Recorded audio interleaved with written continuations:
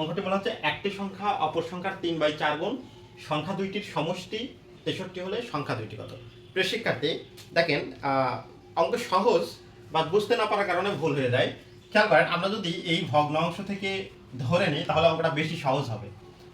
আমরা লিখব ধরি ধরি বড় সংখ্যা 4x আর অপর সংখ্যা 3x। এখন এই সংখ্যা দুইটির প্রশ্ন মাত্র এই সংখ্যা দুইটির যোগফল দেখেন 63 দেওয়া আছে, তাহলে 4x plus 3x is equal to 63, 7x সমান 63, তাহলে x সমান কত হবে প্রিয় শিক্ষার্থী? 7 নং 63 9, তাহলে x সমান 9।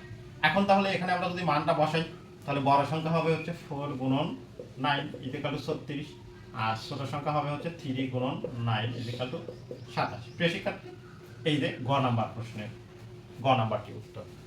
প্রিয় শিক্ষার্থী, এই ধরনের প্রশ্ন সবসময়ই ভগ্নাংশ থেকে ধরলে অঙ্কটি সহজ হয়। প্রিয় শিক্ষার্থী, আজকে এই পর্যন্ত, পরবর্তীতে আরো কোনো অঙ্ক নিয়ে উপস্থিত হবো।